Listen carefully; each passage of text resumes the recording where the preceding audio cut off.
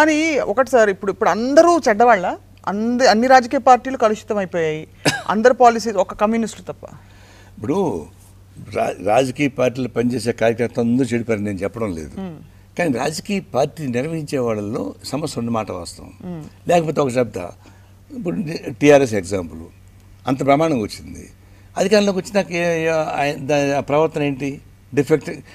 ఒకప్పుడు టీఆర్ఎస్ వాళ్ళు డిఫెక్ట్ చేస్తుంటే వైఎస్ రాజశేఖర రెడ్డి నెత్తున్నోరు పెట్టి కొట్టుకున్నారు టీఆర్ఎస్ వాళ్ళు, మా పార్టీ వాళ్ళని కొనుక్కొని పోతున్నాం అని చెప్పేసి అని.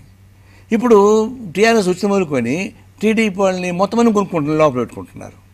ఏం నైతికత అని. చంద్రబాబు నాయుడు తెలంగాణలో మా టీడీపీ వాళ్ళని తీసుకెళ్ళిపోతారు, మీరు కొనుగోలు చేస్తారని చెప్పేసి గగ్గోలు పెట్టాడు. నిన్న కోర్టు కూడా పోయారు వాళ్ళు, కోర్టు డైరెక్షన్ ఇచ్చింది. అదే ఆంధ్రాకి వచ్చేకాడికి వైఎస్ఆర్ పార్టీ వరకు అందరినీ కొనుగోలు చేసుకుంటున్నాయి ఆయన. అంటే కిషన్ రెడ్డి దాటి అవతల ఒక పాలసీ, యువతల ఒక పాలసీనా? అంటే ఈడొక నాలుగు ఆడొక నాలుగు ఉంటుందా? టీడీపీ అదే చేస్తూ ఉంది. కొన్ని బీజేపీ స్వచ్ఛం, మేము దేశభక్తులమి, ఆర్ఎస్ఎస్ మానసపుత్రులు అని అంటారు. అరుణాచల్ ప్రదేశ్లో హోల్సేల్ డిఫెక్ట్ చేయించారు, ఉత్తరాఖండ్ చేయించారు, ఉత్తరాఖండ్ చేయించారు. 3-4 రాష్ట్రాల్లో డిఫెక్ట్ చేయించి గవర్నమెంట్ పడగొడుతున్నారు. మీరేం పెద్ద మనుషులు? కాబట్టి ఇప్పుడు అన్ని రాజకీయ పార్టీలు అంటే చేసేటమే తప్పు చెప్తున్నాం మేము. ఏ రాజకీయ పార్టీ అయితే అధికారంలోకి వచ్చిన తర్వాత అధికారాన్ని ఉపయోగించుకొని ఇతర పార్టీని కొనుగోలు చేయడం, డిఫెక్ట్ చేయించడం అత్యంత హీనమైనటువంటి నీచమైనటువంటి పనులు అవి. దాని మీద ఏం చేస్తారు? మీరు నీతిని చేస్తుంటే కొట్లాడండి, రాజకీయాలతో కొట్లాడి ఓడించండి, అంతేగాని ఈ అండర్ హ్యాండ్ పనులు ఏంటి? కాబట్టి ఇక్కడికి బూర్జువా పార్టీలు ఈ వ్యాపార రీత్యా మారిపోయినాయి, ఆకాశవాదంగా మారిపోయినాయి అని చెప్పేసి చెప్పడానికి అదే కారణం. బీజేపీని చెప్పండి, ఏం సమర్థిస్తారు బీజేపీని?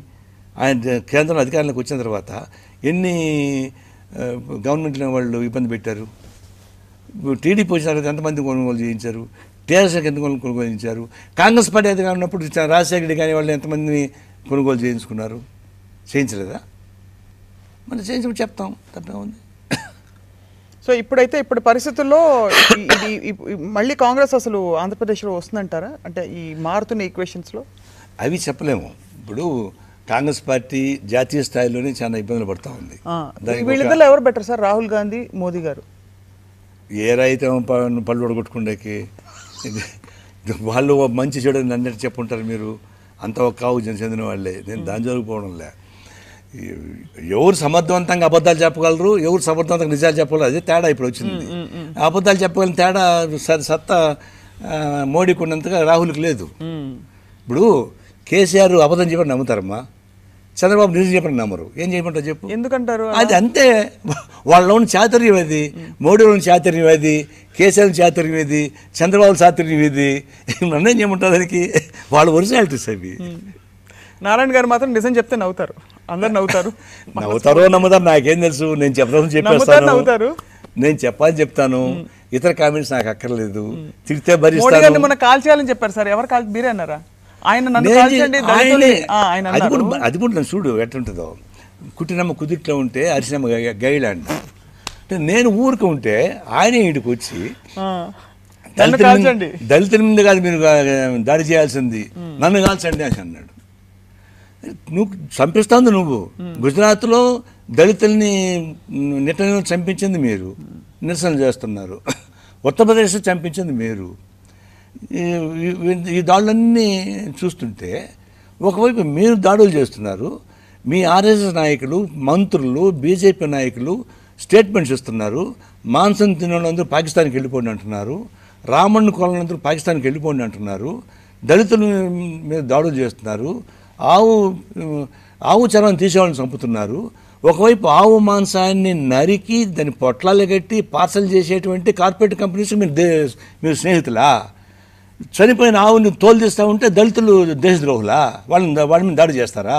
మీ గుజరాత్లో నేను చూపిస్తా, ఈ మీట్ ఎక్స్పోర్టర్స్ ఎంతమంది ఉన్నారు అక్కడ, అందరూ బీజేపీ వాళ్ళే. ఆ ఆవులు హోల్సేల్గా వాళ్ళు మాంసం ముద్దలు చేసి పంపించేస్తుంటే వాళ్ళు మాత్రం నీకు ఫ్రెండ్సా? తిండి మనం ఎట్టయితే మామూలు తినా ఆ తిండి వాళ్ళు తింటున్నారు, ఆ తిండి తినకూడదు వాళ్ళని కాల్చి చంపేస్తావా? కాబట్టి నువ్వు అధికారంలో వచ్చే అనుకొని ఇప్పుడు దాకా దళిత పైన దాడులు చూసుకుంటే నిన్ను 100 మాటలు కాల్చినా కూడా పాపం లేదని చెప్పాను. అంటే ఎవరు అన్నారు, ఒకసారి కాల్చి చచ్చిపోతారు కదండి, 100 మాటలు అతిశయోక్తి కదా అన్నారు. అతిశయోక్తే. ఆవేశం. ఇప్పుడు నిన్న ఢిల్లీలో మీరు మిమ్మల్ని ఊరేసుకుంటా అన్నారు కదా సార్. చెప్పాను ఒక మాట, నిన్న ఢిల్లీలో ఒక అమ్మాయిని 20 పూటలు కూర్చాడు. అవునవును, చాలా. ఒక పూట అమ్మాయి చచ్చిపోతుంది, 20 పూట ఎందుకు కూర్చాడు? నేను సమర్థించలే, వాడు ఆవేశం, అది భగ్న ప్రేమికుడు. కాబట్టి ఆవేశంలో 20 మంది పోషాడా 30 మంది పోషాడు కాదు. ఇప్పుడు దళితులకు కోపం వచ్చింది. ఒకసారి నువ్వు ఇప్పుడు ఫ్రాక్సిస్ చూస్తున్నాం, ఒకరిని చంపేస్తే చచ్చిపోయినా కూడా వాడిని మనం కావాలని పొడుస్తారు. వాడికి ఆవేశం అట్లా అంత ఆవేశాన్ని కల్పించినావు నువ్వు. ఆ ఆవేశాన్ని చెప్పించింది తప్ప నేను పగ కాదు, నాకేం కాదు. దాని బాగా అర్థం చేసుకోవాల్సిన ఏంటి, స్పిరిట్ బిహైండ్ ఇట్. దాన్ని ఆవేశాలు, వాస్తవాలు, నగ్న సత్యాలని ప్రతిబింబంగా నేను మాట్లాడుతున్నాను చెప్తే, నేను అవాస్తవంగానో ఉద్దపనంగానో నేను సినిమా హీరోనా పోయాడు గర్భ కలిసిపోయడానికి. I'm a practical man. But ఆవేశాన్ని ఎక్స్పెక్ట్ చేస్తాను నేను, తప్పేముంది.